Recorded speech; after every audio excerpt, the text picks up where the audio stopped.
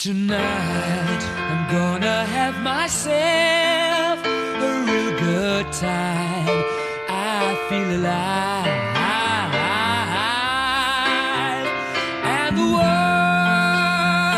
I'm turning inside out, yeah. I'm floating around in ecstasy, so don't stop me now.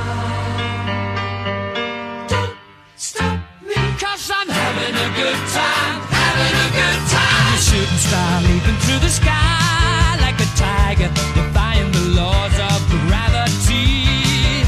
I'm a racing car passing by like Lady Godiva. I'm gonna go, go, go, there's no stopping me.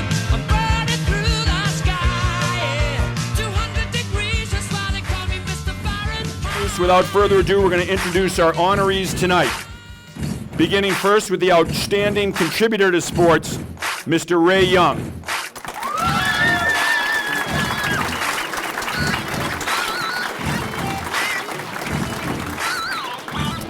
From Burncoat High School, Jeff Bailey.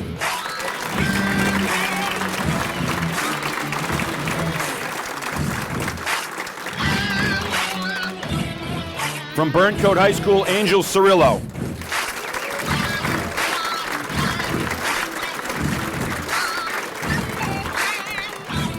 From Burncoat High School, Michelle Daly.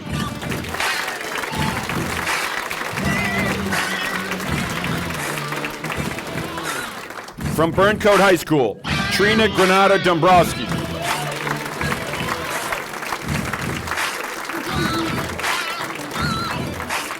From Doherty High School, John Jenkos.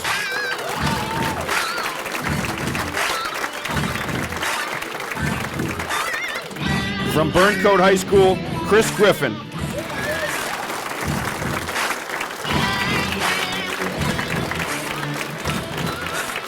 From Doherty High School, Steve Hathaway.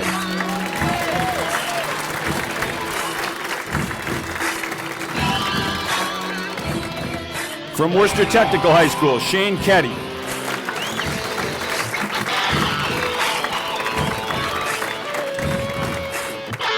From Worcester Voc, Paul King Sr.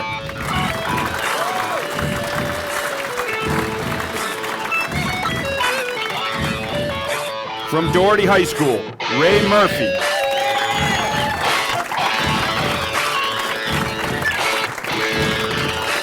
From North High School, Alfonso Pacelli.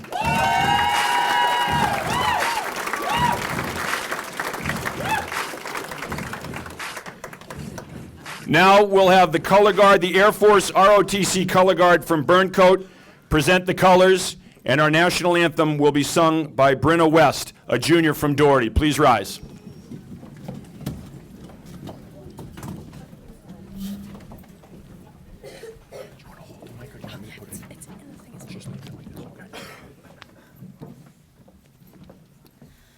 Oh, say, can you see by the dawn's early light what so proudly we held at the twilight's last gleaming, whose broad stripes and bright stars through the perilous fight o'er the ramparts we watched were so gallantly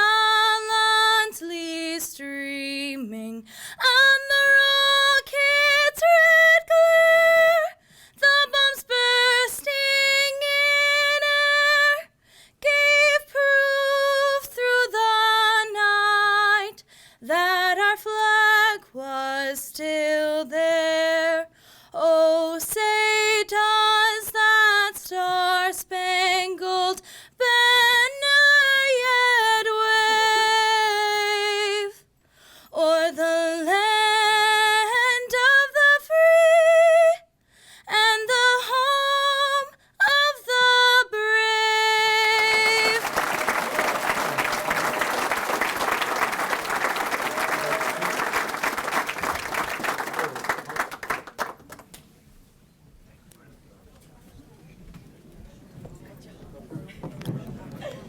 Thank you, Brenna.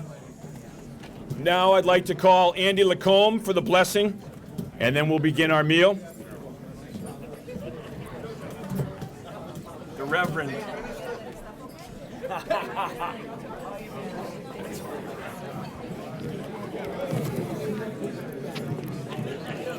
Good evening. Good evening, everyone. I'm not sure how, for the fourth year in a row, I'm brought in to bring the blessing to you tonight. Normally there's a bunch of priests in the back of the room. They must be undercover tonight, so I feel a little bit better. So we begin tonight with our blessing, and we thank you, God, for this occasion, this night, this facility, this venue. We thank you for the opportunity to honor the inductees tonight in the Worcester Public Schools Athletic Hall of Fame. We look at the talents of this class and the blessings that you've bestowed on this class, and we ask that you continue to bestow the blessings on tonight's inductees and their families. Many of these inductees continue to serve long after their playing days, serve our communities, our kids, our student athletes, and we thank you for their services and their efforts throughout their lives after their playing days or coaching days were over. We ask you also to watch over our current student athletes in the Worcester Public Schools. We ask that you show them what's possible in an event like tonight. Show them what's possible through hard work and dedication and what they can accomplish both on and off the classroom through hard work. And we ask you to show them that through our inductees here this evening. We thank you for the food that we're about to eat and the good people that have prepared it for us. And in all these things, we pray to you, God. Amen. Amen. Right. Thank you, Andy. We'll begin with a meal.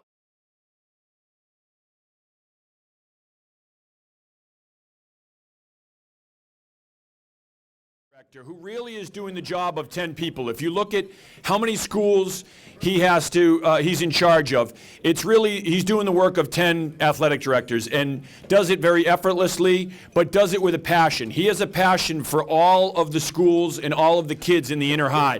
And one of the things that's so great about Dave Shea is that he wants every team and every coach to win every single game, but he wants them to have all, whether it's facilities, whether it's uniforms, he wants every single team, whether it's JV, whether it's varsity, whether it's volleyball, whether it's football on a Friday night in front of a packed house. He wants all of those coaches and student athletes to feel special and wants them all to be proud of the jerseys they're wearing. He does such a great job for the Worcester Public Schools, the athletic director, Dave Shea. No relation.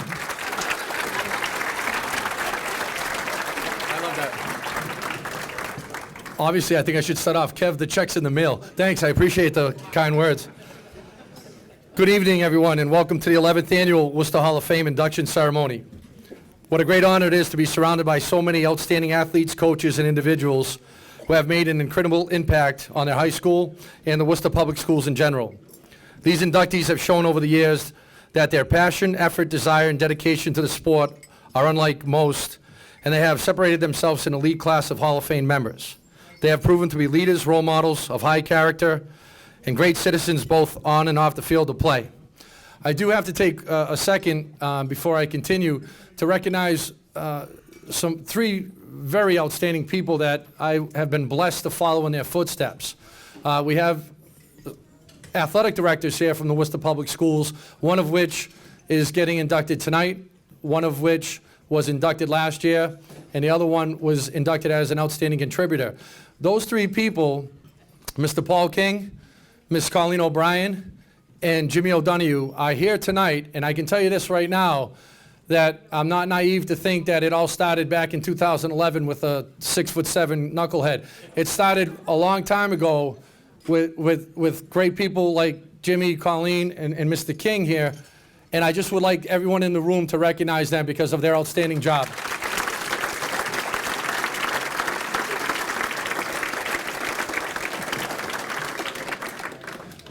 I would like to personally thank Shannon Bartley, the Hall of Fame committee members, and the Worcester Educational Development Foundation for making this night possible.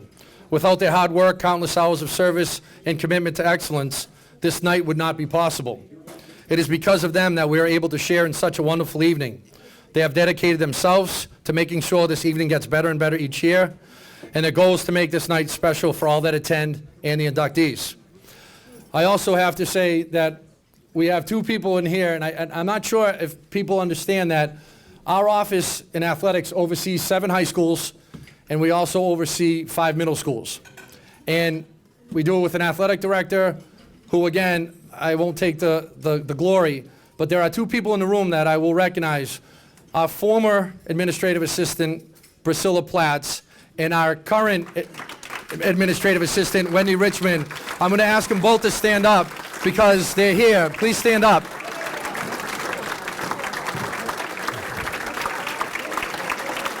I want to personally thank you. Yes, when you have the microphone, you can embarrass people. It's fantastic. I often hear from officials, other athletic directors, other administrative assistants who say, I don't know how they do it. I don't know why they do it.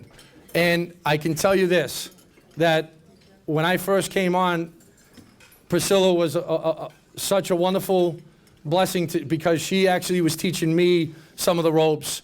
And then when she left, I went into a deep depression for a little while because I wasn't sure we could replace her. And I don't like to use the word replace.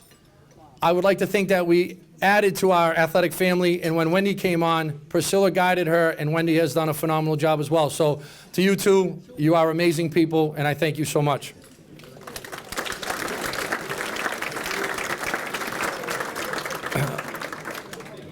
One other thing that I'd like to mention in regard to our athletes and coaches that are going in tonight. I'm just going to play a little math with you for a second. If I said to you that I have 18 student athletes and I want you to pick the 10 best or 11 best to go into the Hall of Fame, you'd probably be able to do it in a pretty quick manner. If I said to you I have 180 athletes and I want you to pick the top 10 or 11, might take you a little bit, but I'm sure you'd be able to do it.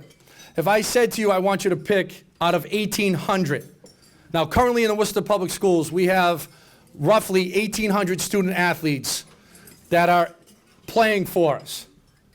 Okay? So 1,800. Now you're going to go back to when the athletics started in the Worcester Public Schools. And tonight, out of all those, and that's a phenomenal number, we're taking 11 and one outstanding contributor as well to go in. So when we look back at that and you are seated around these wonderful people, these great athletes, these great coaches, it kind of puts it in perspective of how many athletes have gone through the Worcester Public Schools, and yet we're here tonight to honor these individuals. So, in my opinion, we are surrounded by greatness tonight because of everything that they were able to accomplish on and off the field to play. But more importantly, what they have contributed not only to the Worcester Public Schools, but to the community in general. So, for me as an athletic director, a former student athlete, a former coach, I sit here in amazement and I look at the players out here, I look at the coaches that are out here, some that I know, some that I don't know and I've met, and I've heard their stories, and I'm just absolutely 100% astounded at what we have assembled tonight. If you look around this room, you have to feel an unbelievable feeling if you are involved with athletics.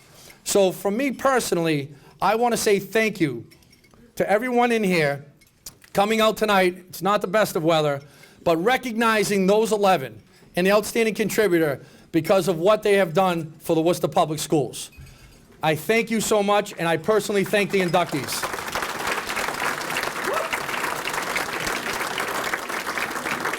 Finally, Kevin, and again I'll reiterate, no relation. Kevin started to talk about our superintendent, Maureen Benenda. I got to know Maureen when she was a principal at South High Community School, and now as a superintendent, she 100% backs athletics. For an athletic director anywhere in this country, when you have a superintendent that backs you, it is such a wonderful feeling. She was a former coach herself. She was involved with cheerleading and field hockey.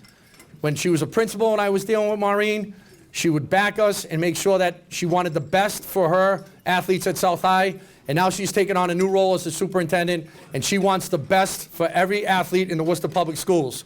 Without further ado, let me introduce our superintendent, Maureen Benenda. Thank you so much. Yes.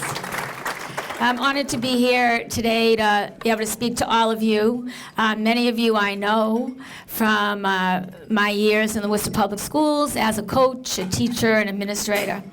And when I think of the athletes that I've known through the years, and there are some here actually that did play field hockey for me, I think of the special relationship that really exists between a coach and between players of a team. And I know many of you are here today with people that are your family, but also people that may have played with you, or people that support you from your community. And you know, a day really doesn't go by when I'm out in the community when I don't run into somebody that I knew through athletics. And I think there is there's an academic family, and there's also an academic athletic family. And so I'm honored to have been involved in athletics in the Worcester Public Schools, and I'm honored to be here tonight. Because not only, when you're in a school, you're a teacher, principal, athletics adds to a school that excitement and that feeling that everybody belongs. So, for example, when a team goes to state championship, the whole school is excited that the whole team went to state championship, and it carries a school, it establishes a climate that everybody works together and that everybody's important to success. So tonight, as I look around, I know many of you not only have made a difference and you made that climate in your school be positive, but now in your adult life, you continue to make those changes. So I want to thank you for the time you spent in the Worcester Public Schools and the positive contributions you made, and also for the positive contributions you are still making to our community. So congratulations.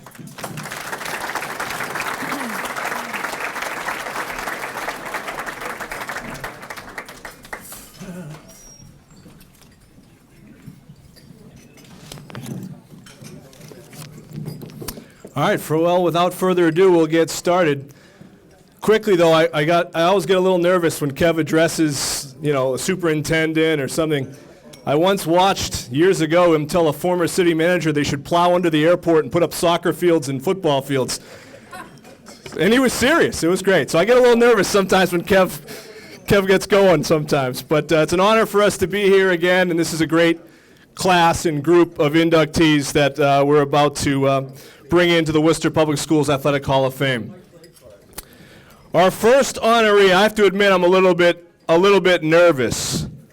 And I met Jeff Bailey tonight for the first time, but when he was playing high school, and it's got a little weird when Adrian Machado got in a couple of years ago, so Adrian, I'm not going to make it weird again, but I was growing up in Auburn, and in elementary school and maybe the beginning of middle school, I had cousins I still have cousins in Springfield, and they like to talk a lot of smack, my cousins in Springfield. And they were talking about a guy named Travis Best and Central and Cathedral and all these teams.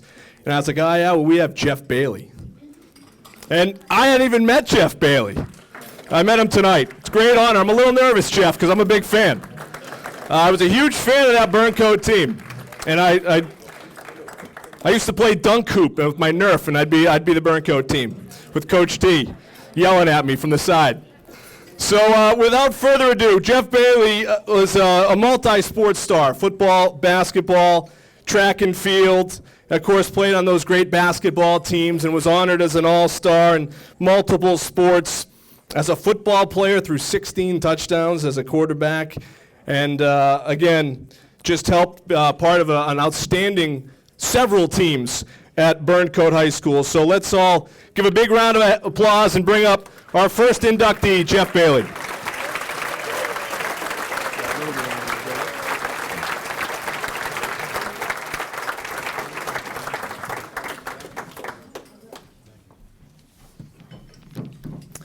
Congratulations. Thank you, appreciate it. Jeff, first we'll talk about just playing 3 sports here. Come on, this thing doesn't travel well. Playing 3 sports, just how influential your coaches were to you in high school. Man, I hope I don't forget them all, but my coaches were extremely influential. 2 coaches are in the room tonight, Coach Diamantopoulos, and I believe Coach Dougal's around here somewhere. But growing up as a young kid, I mean, I had quite a bit of coaches, and it all starts, at that young age from my youth track coach, football coach, basketball coaches, Coach J.P. Ricciardi, and it filtered all the way up through high school.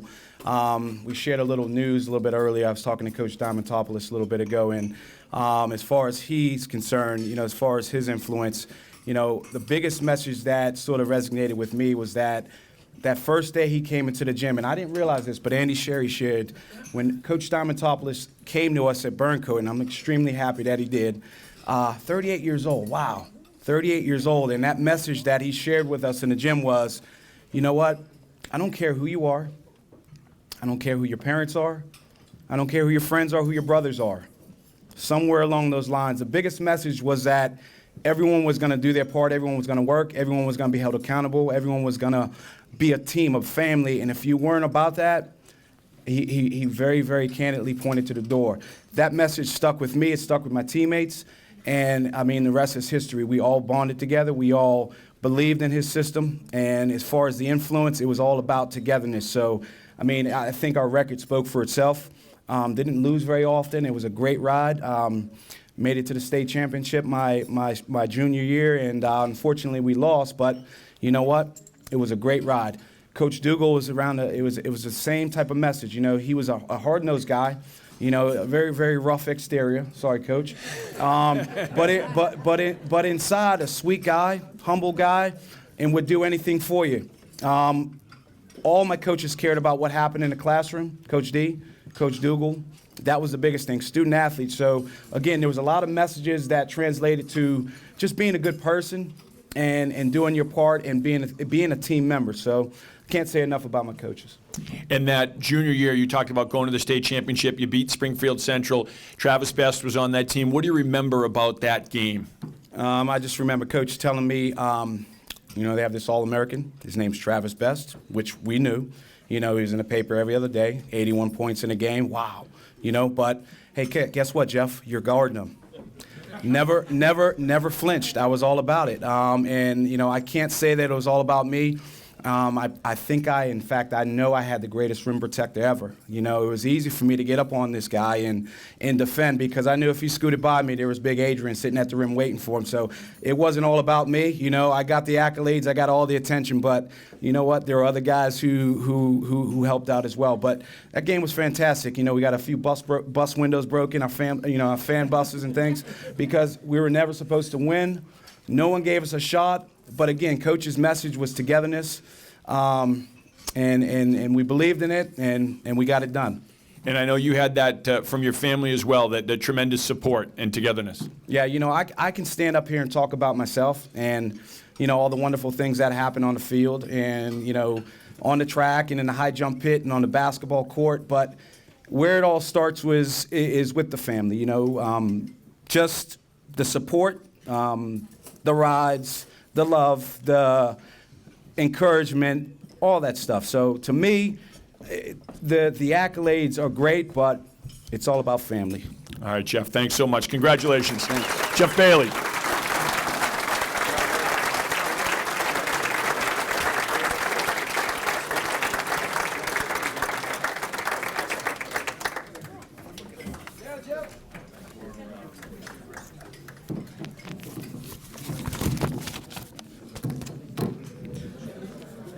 Our next honoree also comes from Burncoat High School, Angel Cirillo Jr. And he's one of the guys here tonight that I actually covered at Channel 3 in football and basketball and track. But Angel was on a football team with Coach Moriarty, and he probably got a speech that said something like, "You're the best receiver in Central Mass, show it tonight!" Something like that, because Coach Moriarty would give great speeches.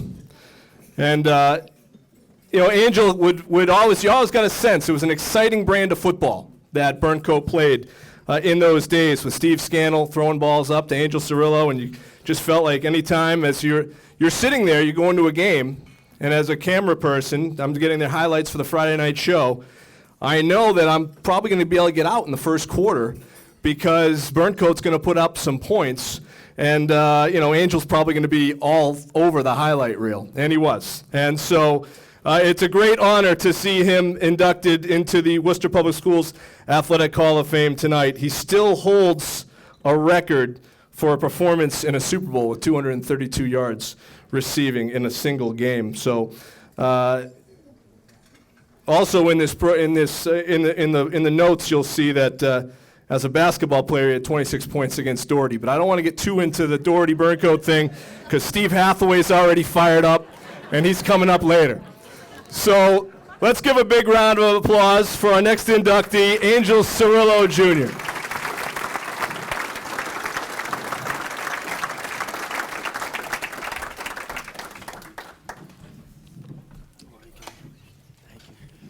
All right, Angel, first we'll talk about the same thing, the impact that your coaches had on you, how important they were to you.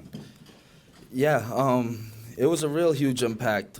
That table over there, I was just telling them earlier, they meant so much to me. And just to see them here on a night like this, years after, and to see those faces and, like Coach Moriarty, he was really huge in, giving me that encouragement and just leading me in the right direction and, for success on the field. Along with Steve Scannell's father, Mr. Scannell, he recorded every game. And till this day, I have DVDs. I'll look back and I'll watch them, and I'm so grateful for that. That somebody actually took their time and videotaped all those games, and he kind of treated me like his son on film too, which was awesome. Big family, and Mike Logan. Logan, raise your hand, Mike. He was such a big impact in my life. He's my stepfather, I played for him. I played for these people.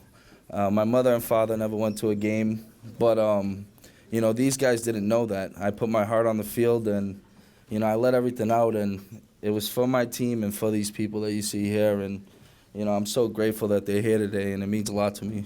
That's outstanding. And now that Super Bowl team, too, we talked about that Super Bowl victory, and you still have a Super Bowl record. But what do you remember about that team? Because it was such a phenomenal run that year. Yeah, I remember everything till this day. We went 12-0, and there was so many parts. Just like Mr. Bailey had said, it wasn't about me, and that's something I told to my team when we had our reunion, was that it was about them. It wasn't me. There was so many moving parts on that team, and they were a big part of my success, and that's why I'm here today. I mean, I'm lost for words. How great, Andy touched on it, but how great were Coach Moriarty's speeches? And tell about when we would be in there with the camera to record the pregame speech. Oftentimes there would be one for the camera. Then when we would leave, Coach Moriarty would do another one that was a couple notches up on the rating scale. Oh yeah, he would switch it up. He'd get fired up like no one else. Like he was out on the field. But yeah, he would kind of give a nice one when you guys were there, in front of the camera. He knew it was going on Channel 3. But as soon as you guys left that door, we got the real deal. And, it fired us up.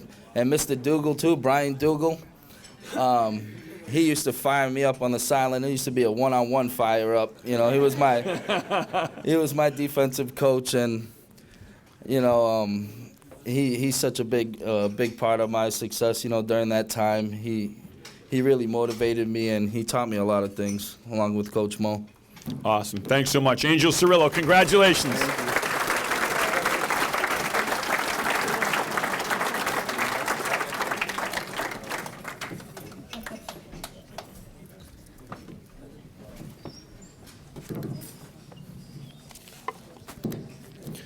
Our next inductee comes from Burncoat High School, and She was a three-sport star at Burncoat, earned 12 varsity letters, went on to become an All-American in college, played 2 sports, and one of the best athletes of her time, for sure. Although I'm sure Meg will probably say she was one of them as well. We all know Meg. Meg, you were good too. Our next honoree is Michelle Daly from Burncoat High School. Let's bring her up.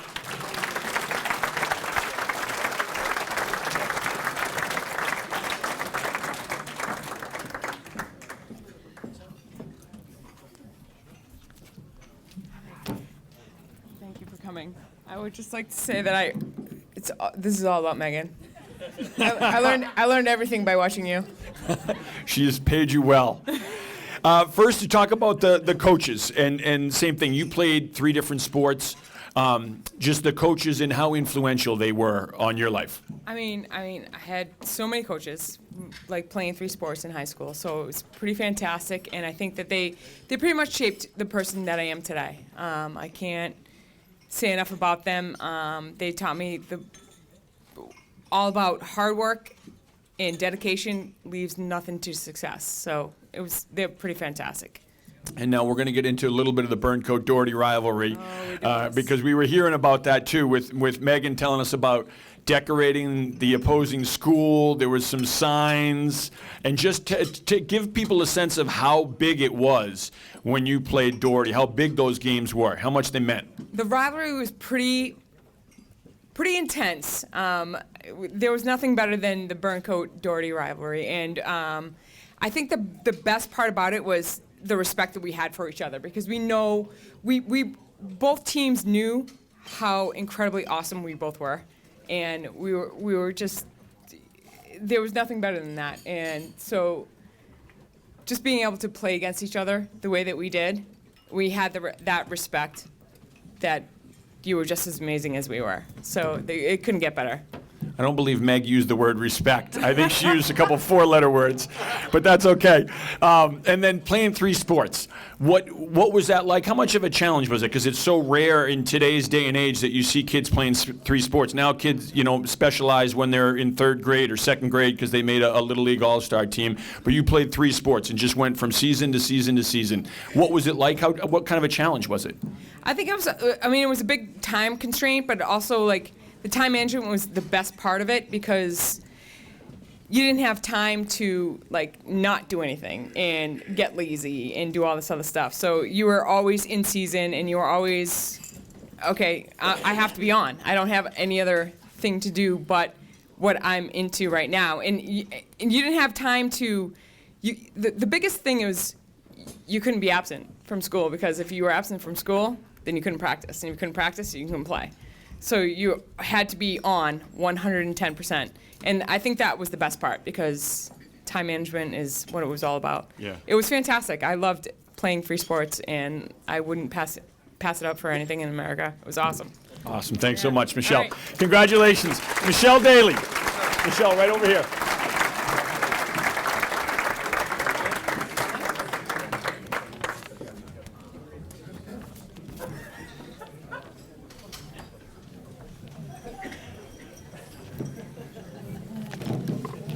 Our next inductee is Trina Granata Dombrowski from Burncoat High School, class of 1984, a 3-sport star, and talking to her prior to tonight, a competitor in everything she did, from playing Little League baseball in the Gehrig Little League against the boys and having success all the way through. A member of the Burncoat Hall of Fame, and a basketball inter-high champ, and a softball and soccer star as well, but captain of 3 teams. And so when you're a captain, that says a little bit about your character of what kind of a player and student athlete you are. So a tremendous accomplishment, and let's welcome her up, Trina Granata Dombrowski.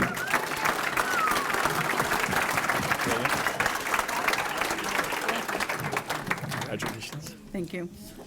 First, Trina, we'll talk, we're going to get into the high school stuff too, but as Andy alluded to, you played Little League Baseball, and we'll get into it because there's one unique part part of it, you played on a team with your husband. You met your husband playing Little League Baseball. I think that's a great story.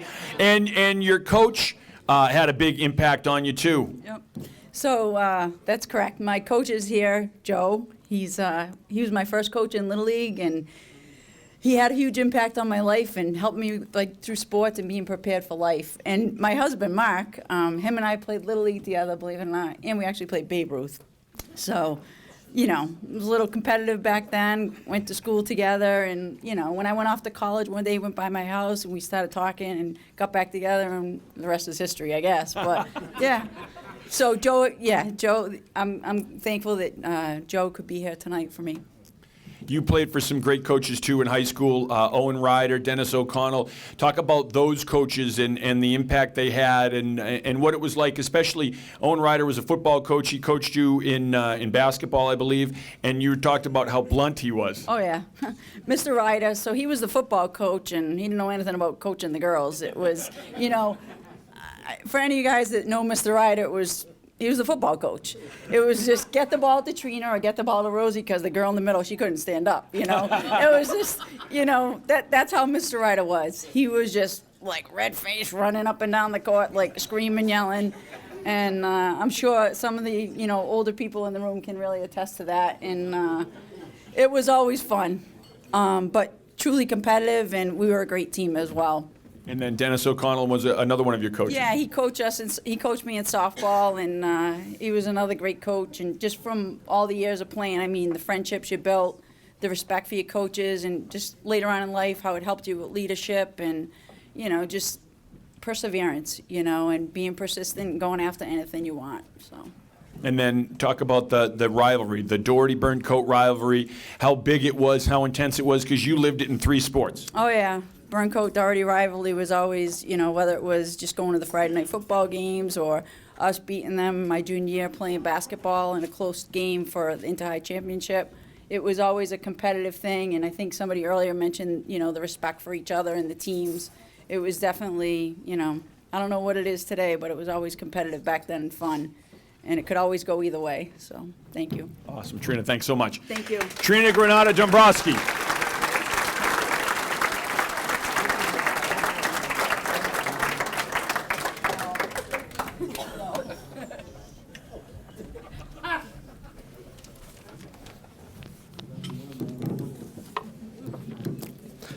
Our next inductee comes from Doherty High School, class of 2009. John Jankos, Doherty High, 3-sport star from Doherty. And a guy we covered, again, on the Frenzy, the basketball show, and everything like that. And I could always count on John, like Angel and Shane later, for a good highlight early on because he could stick the 3-point shot. And he wasn't shy about taking it. Let's bring up John Jankos, Doherty High. Congratulations.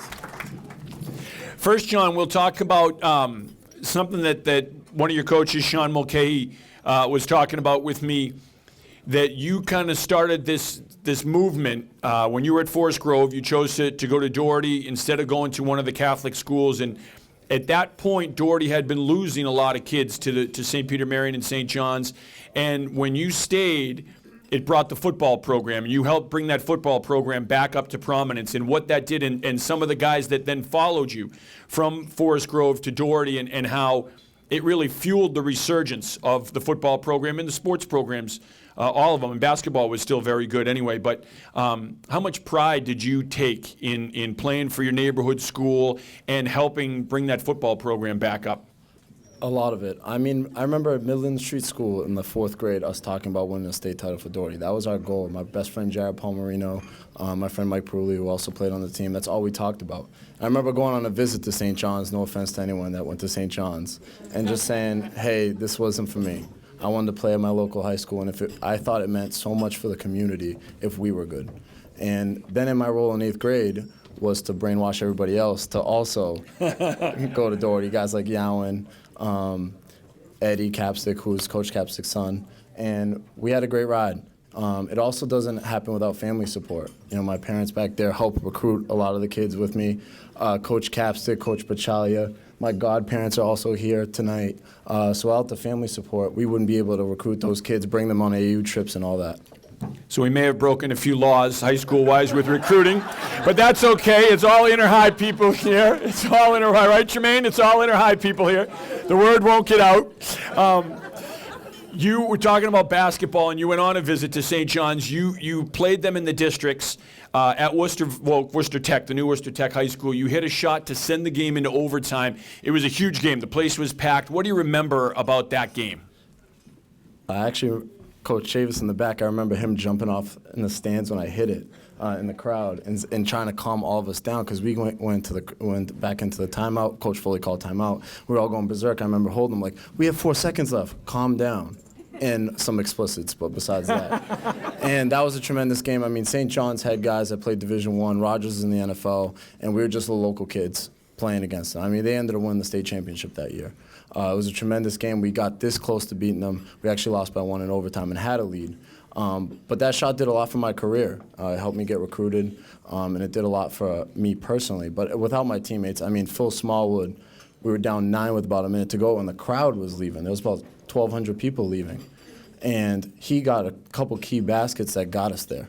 And without him and a couple fouls from other guys, there was no way I would even get the shot off. So again, it's all about teammates. You don't have a great team without multiple guys that could really play.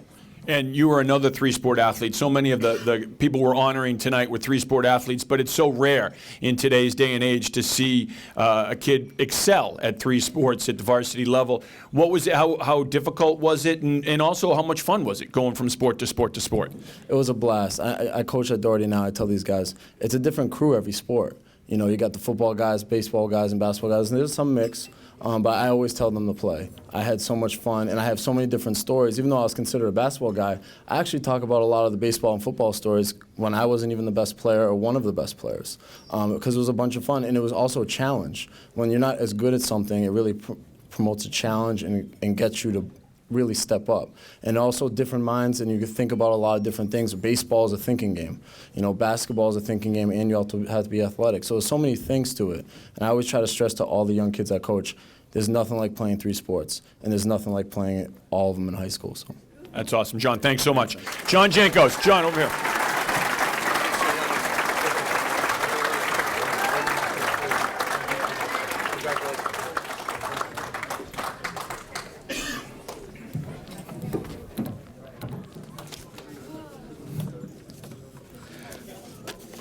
This year's outstanding contributor to sports and athletics is Ray Young. And Ray, before you come up here, I want to say a few things about you. Ray spent more than 30 years in the schools, and Ray is synonymous to Commerce Bank Field at Foley Stadium for me. Much like Jimmy O'Donohue and Meg and the rest that are always there. But Ray always has a joke for me when I get there, which I can't repeat or can't share. And he really is the field and the athletic facilities for me. And it's always great to see you, Ray, and I'm so happy for you. And I know Kevin's going to ask you some really hard-hitting questions here tonight, really get to the bottom of who you are. But Ray Young, the outstanding contributor, congratulations.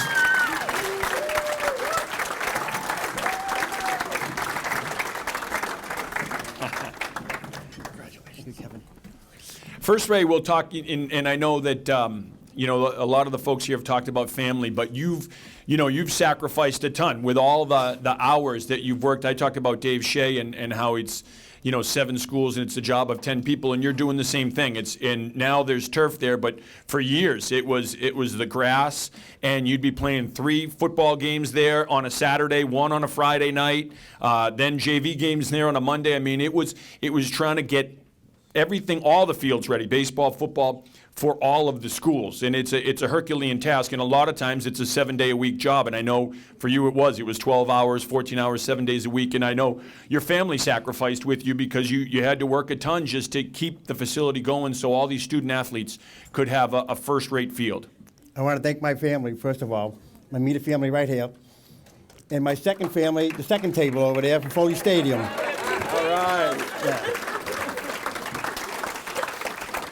You and I have talked about a lot of memories of Foley Stadium and Commerce Bank Field. You got two of them, one involving the snow and one involving the recent the torrential rains we had last fall. But tell people the kind of your two favorite stories. Well, one was when Sean Mulcahy was playing against St. Peter's. It was about 6 inches of ice on the field. And Mr. King asked me, could I get the field ready? We painted it yellow. All the lines were yellow. Next day in the paper, I read a guy got fired for painting his field yellow. I was a little boy from Southbridge, in fact. And the second one was last year, a big bubble came on the field during Sean Mulcahy's game again. We cleared the field, and Mr. Shea said, can you get the field ready? I said, tomorrow morning, we're playing at 9:30. We got it ready. Game went on. Outstanding. The man at Southbridge, I believe, didn't paint the lines yellow. He just let some dogs out on the field, and that's why he got fired for that. You've worked with 7 athletic directors. A lot of them are here today. What's that been like, and who's the best? Of all the athletic directors, Mr. King and the cutest and youngest, Mr. Shea. Ray, thanks so much. Thank you very much. Ray Young.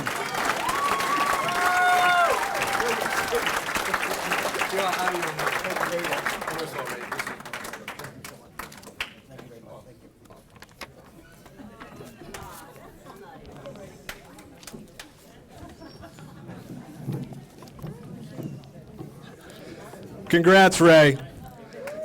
They got Jimmy O'Donoghue to retire after he got his award, just so you know.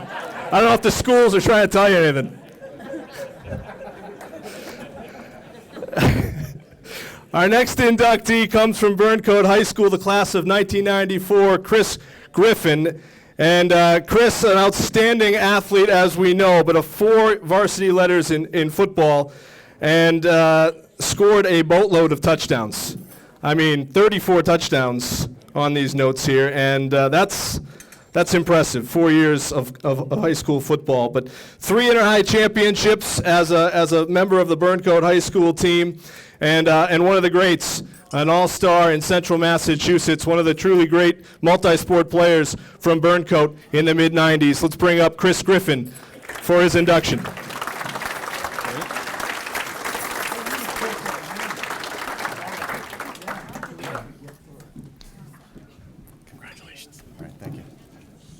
I feel like I want to hold this thing.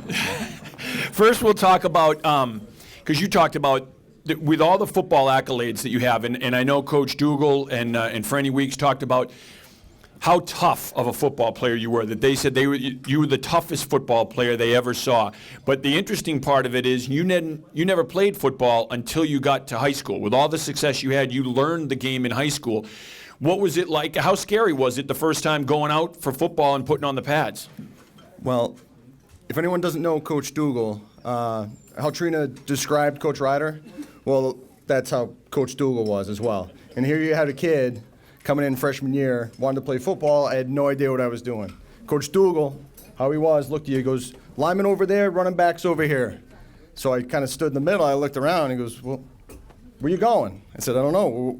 He goes, you look like a running back. Head over there. And the rest was history. But to go along with that, it's not until you get older and you have a family and you have careers and you have responsibilities. I really wanted to thank everyone involved with the Worcester Public Schools athletic departments, coaches, day in and day out, the hours they contribute to their programs. I couldn't find time, 40 minutes to mow my lawn today. And these people are dedicating hours every day. And I really want to thank you. And you mentioned Coach Dougal. You were also coached by the Foleys, the trainers. What kind of an impact did they have on you? Again, it was kind of the same. They thought you got to be a good person. We're a family. Other people have also mentioned, if you went to Burncoat, regardless of the sport, you were a family. You helped each other out through wins, through losses, in school, out of school, and that's what they taught me. And then the Doherty-Burncoat rivalry and how big that was. We've heard it from a few people, but just how big those games were and how much did they meant to each team? Well, of course, they meant a lot by what the previous inductees have stated. And Steve, relax, okay? And I don't know if you'd call it a rivalry because I don't remember losing when I was there. Is this still called? Where's Coach Mulcahy? No? Sorry, I had to throw that in there. Chris, thanks so much. Chris Griffin, congratulations. Thank you. Right over here, Chris, they got an award for you. I don't know what this is going to be for the rivalry.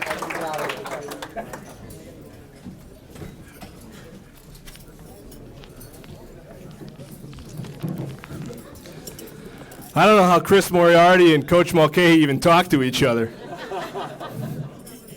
I mean, if you heard some of the things Mulcahy said about you in those locker rooms, oh my God.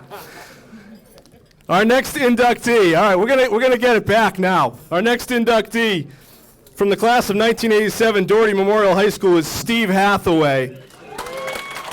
Steve is an outstanding athlete and a great teammate, and he loves Doherty High School. And I'll let Kev take the rest. Steve Hathaway, everybody. Congratulations. Thank you. First, we'll talk about you started as a freshman on varsity and just how rare that is, especially in football. And you started as a lineman as a freshman on the varsity. How difficult was that, and how scary was it? Because when you're a freshman versus a senior, that's a big, big difference. It wasn't that bad. I mean, I was 220 pounds. And I had 3 brothers at home, so it wasn't that tough, you know.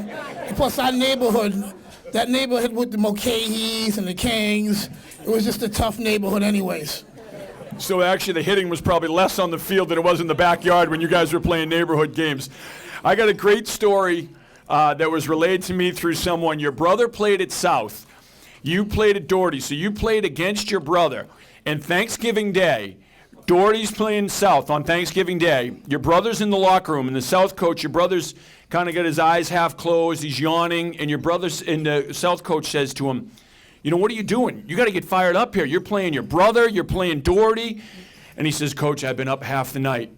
My brother Steve was up in the middle of the night in our room in full pads, banging on his thigh pads, clapping, with the helmet on, ready to go.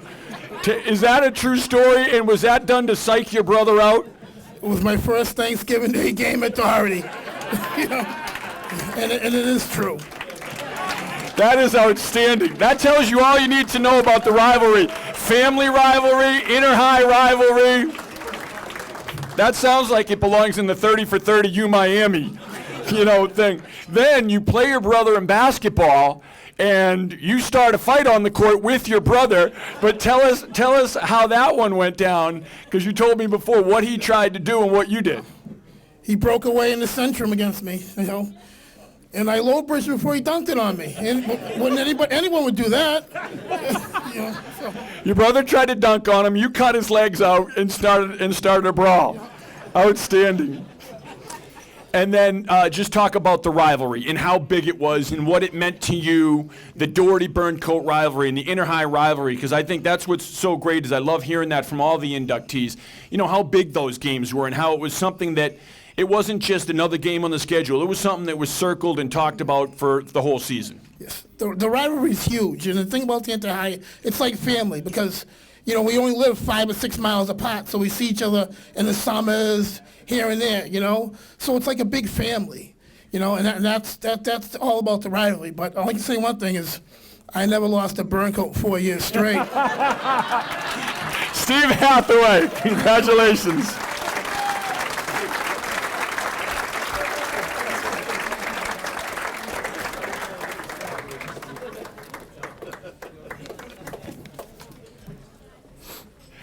Is there a back door to this place we can get out of here? Just in case. All right, our next honoree comes to us from Worcester Technical High School, or Worcester Voc back in the day. Shane Keddy, class of 2009, played a lot of football, some baseball, and again, Keddy is a guy that when we could go to a game, we'd know that, Coach Silvestri would be on people, but Keddy he'd be hitting baseballs. And so he was an instant highlight machine, which makes him, like the rest of you guys, one of my favorites because it makes my job very easy. So Shane, come on up and get inducted into the Worcester Public Schools Athletic Hall of Fame.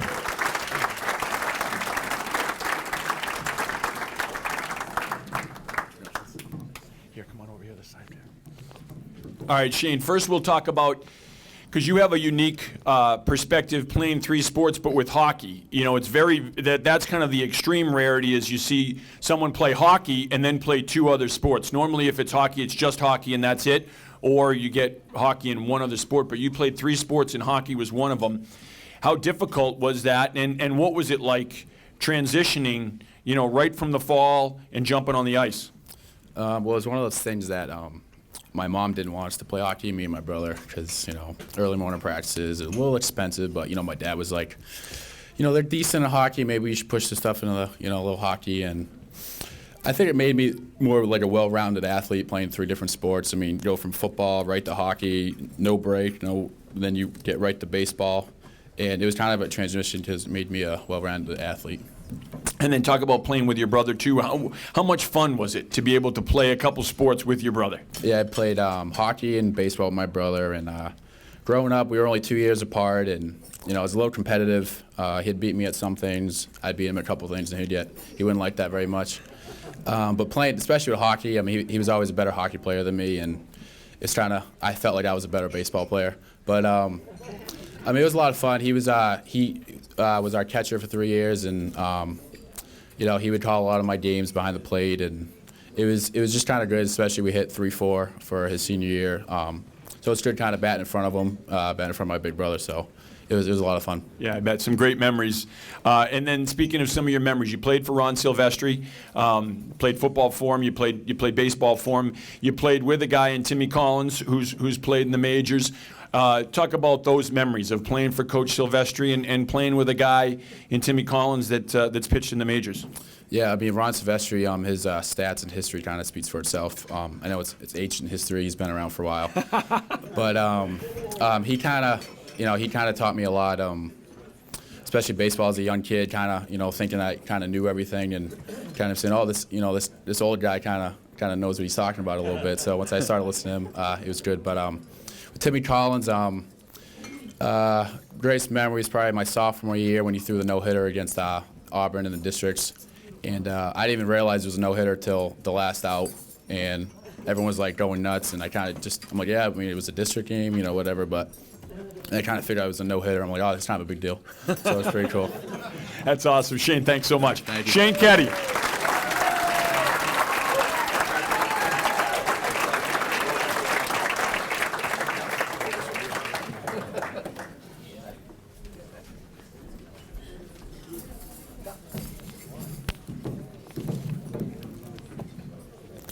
Shane, thanks for bringing up the Auburn game. Auburn class of '95, appreciate that one.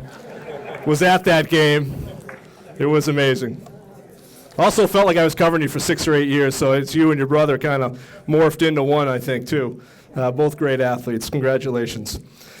Our next inductee, to me, is a name that is synonymous with Worcester Public Schools and athletics, and it's Paul King Sr., former coach and athletic director, and served as an athletic director in the vocational school for the vocational schools for almost 30 years, and then was the athletic director for the Worcester Public Schools in the early 2000s, right when I started here. But again, Mr. King, we see him at football fields all across central Massachusetts, and always very active. And again, a name I think is synonymous with public school athletics here in Worcester. So it's an honor to induct Paul King Sr. and bring him up for induction to the Worcester Public Schools Athletic Hall of Fame.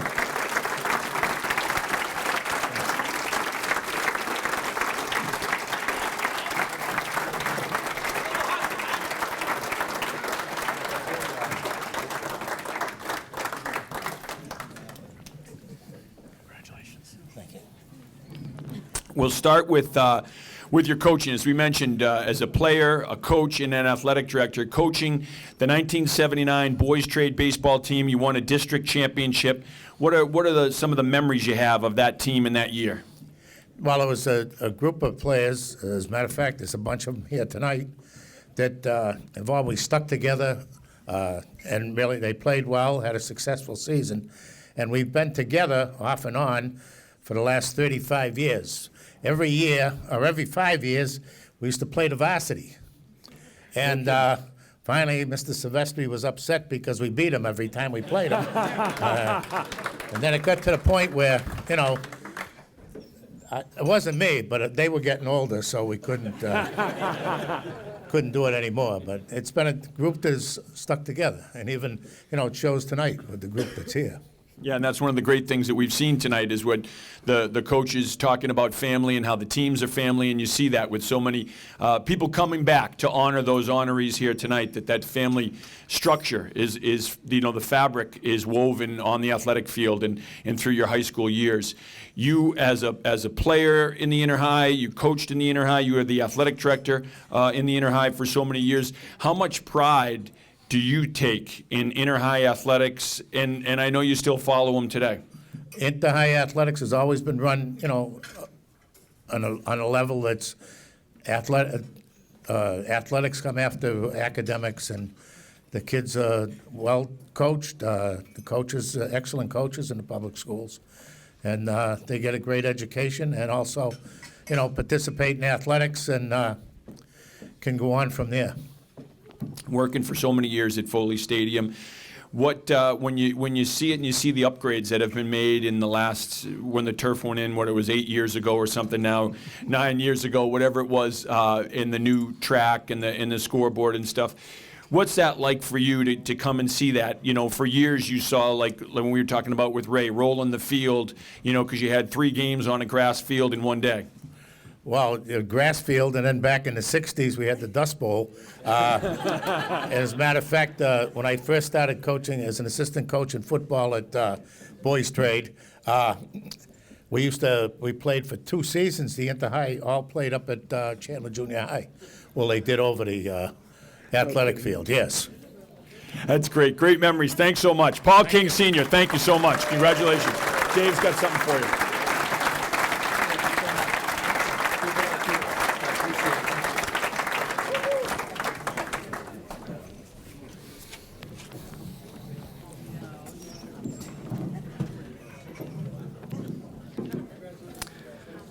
Our next inductee is from Doherty Memorial High School, class of 1977, Raymond Murphy, Jr. And a multi-sport star in football, basketball, and track. But I heard a story earlier tonight that he made the basketball team and the hockey team in the same year. I played basketball, I couldn't even skate, that's why I played basketball. But that's amazing, and you had to make a decision. So that says a little bit about what kind of athlete Mr. Murphy is. And so for induction into the Worcester Public Schools Athletic Hall of Fame, let's welcome up Raymond Murphy, Jr.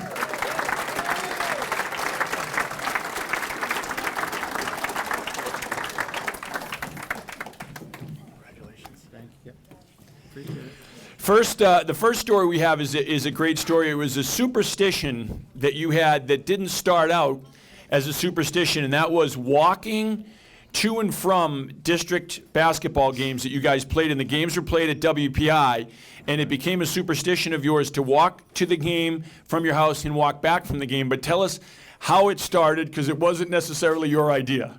No, it was my mother's, actually. And it was our junior year, and I kept doing it because we made it all the way to the state finals. But I can't remember to this day what I did, but I just remember her before the district saying, "It'll be a cold day in hell before you take that car anywhere again."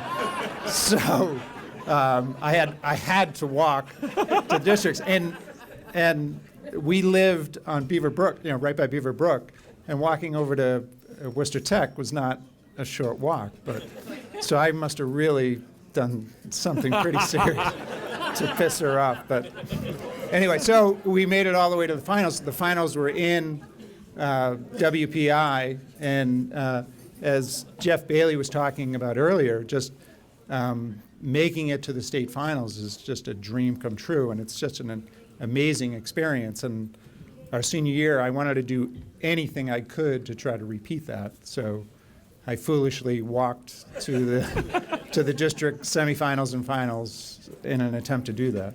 So. And then your junior year, the state championship game, as you mentioned, played at WPI. You're playing Don Bosco, and you're without one of your starting forwards got hurt. Bosco was predicted to win the game by 40, and I think it came down to the last possession. It was a 4-point game, 3-point game. What are your memories of that state championship game against Don Bosco? Well, I don't remember it being a 40-point spread. I mean, that was Bill Gibbons. He tends to exaggerate. Jesus. It really was we were playing in Worcester, so the entire crowd was with us. It was magical. And we had Tony Jeffries, who was part of the first Hall of Fame class to come in, and rightly so. He was probably the greatest two-sport athlete that ever played in Central Mass, and is also in the Springfield College Hall of Fame because of that. And we just had a phenomenal game against them. And I think they probably, because of the 40-point spread, as Billy was saying, probably didn't give us as much credit as they should have. And I think that's why it was so close. Another memory I know you had, you beat St. John's, and it was, I think, a district game, and you hit a shot at the buzzer to win it. What do you remember about that game and the atmosphere and the feeling afterwards? Well, I think anybody who plays basketball dreams of that moment of making a shot like that. And our coach, Billy Gibbons, Sr., would always tell us at the end of the game, if they score with less than 10 seconds left, just bring it down the court and shoot. And obviously everybody on the team knew that that meant bring it down the court and get it to Tony Jeffries. And I honestly tried. I got the inbounds pass. I saw Billy Gibbons Jr. on the side, and I knew if I gave it to him, I'd never see it back. So I didn't do that. So I just dribbled it up the court, and I wanted to give it to Tony, believe me. But of course, they triple teamed him, so I was forced to take the shot. And luckily, I made it. So. It was an easy walk home that night. Yeah. And then football. You have a great story with football. Your first touchdown you ever scored in football. Tell us about what happened after you scored it. Again, playing football, everybody dreams of scoring a touchdown. And when it happened, I was so ecstatic, and I'm standing in the end zone and just soaking it in. And then all of a sudden I see, again, Tony Jeffries coming at me to celebrate. And he grabs me in this bear hug, and we go tumbling down. And when we hit the ground, I get the wind knocked out of me.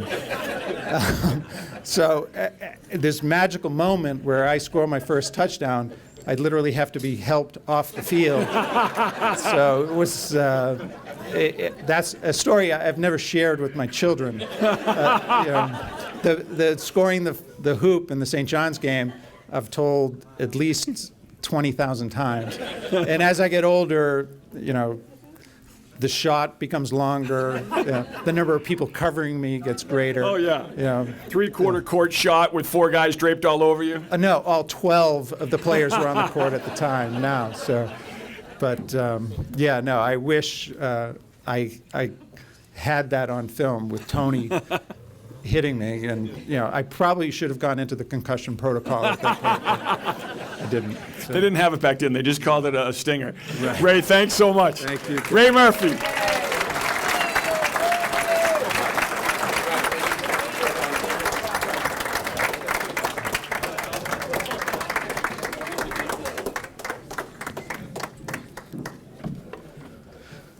One quick note here.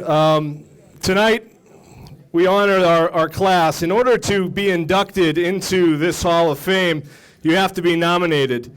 And then a 16-member committee goes through the votes and the nominations. So please, if you have some deserving candidate, please nominate that candidate, and you can find the information on how to nominate through the website and through Facebook. They're in your program. There's information there. Also, a quick plug for the Worcester Educational Development Foundation. If anyone is interested in helping out Worcester Public Schools athletics, donations can be made to the WEDF, and we thank you for that.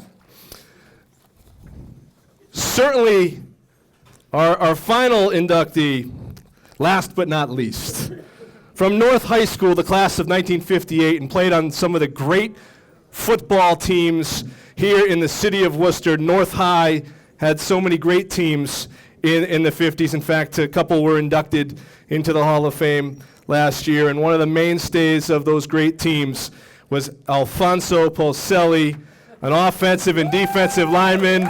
And let's bring him up for induction into the Worcester Public Schools Hall of Fame.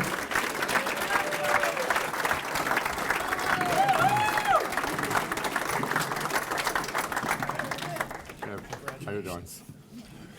First, we'll talk about, as Andy mentioned, some just phenomenal teams that you played on, still some of the best ever in inter-high history.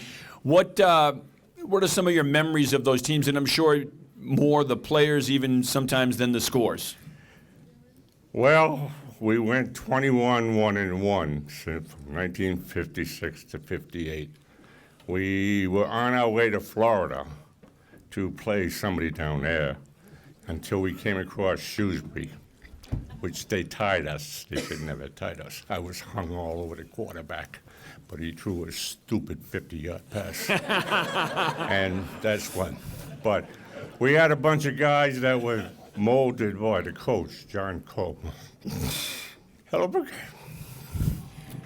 and we've heard that about just how special coaches can be and what a great impact that a coach can have on a young man, and that's what you talked about, just what a great impact Coach Comer had on you. Tremendous, tremendous. He taught us more than football. Life. That's phenomenal. Absolutely phenomenal. And one of the things, too, I know, and you and I talked about how it was a different era and how you would not only just on the field but the plane, but that you guys would hitchhike to the practice fields. You would hitchhike home, and then you would go to work. North High School was on Salisbury Street at that time. We had to walk to Park Ave, thumb to Chandler Street, go to the A field, practice, thumb back to Shrewsbury Street or Belmont Street, which all the guys were from. And then I went to work handling eggs until 2 o'clock in the morning with my hands, handling eggs. Probably gave you the good hands, the soft hands.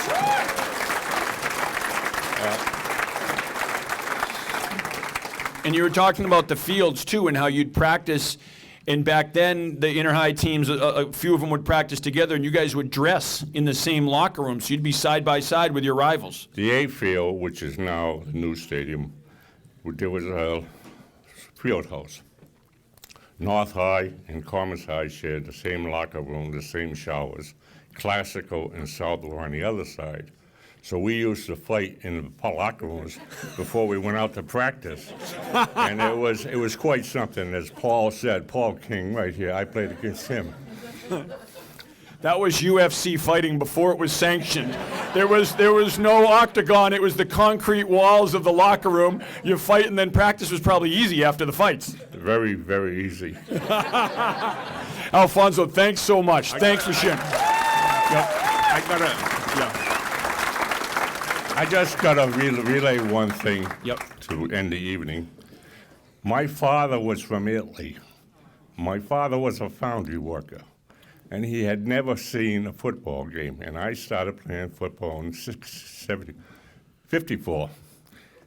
Bill Trippi, we lived on the same street. He was co-captain of the 56 team. My father had never seen a football game. So Trippi got him, he said, Mr. Polselli, come on, we're going to go watch your son play. I was co-captain along with Elliot Nato. I had to talk to the officials on all timeouts, all penalties and so forth. My father worked in a foundry. we used to get 2 papers at that time. Telegram and Gazette was also published in the morning. I would get up, get the paper, read about Friday night's game.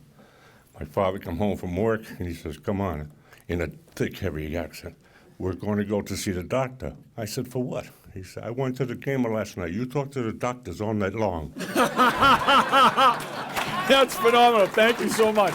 Alfonso Poselli.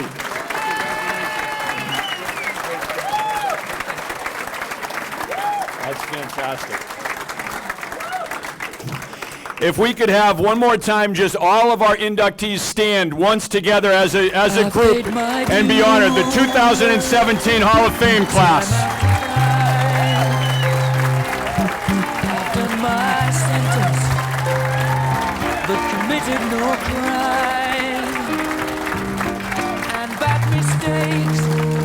I want to thank everyone for really what a great evening this was, and for everyone giving such respect to each honoree. It was phenomenal. I think you see how special high school athletics are, how special the inner high is, and what it means to get together again and share laughs with friends, with family, and with friends that really are like family. So thanks again for joining us, folks, and we'll see you again next year. Thank you so much.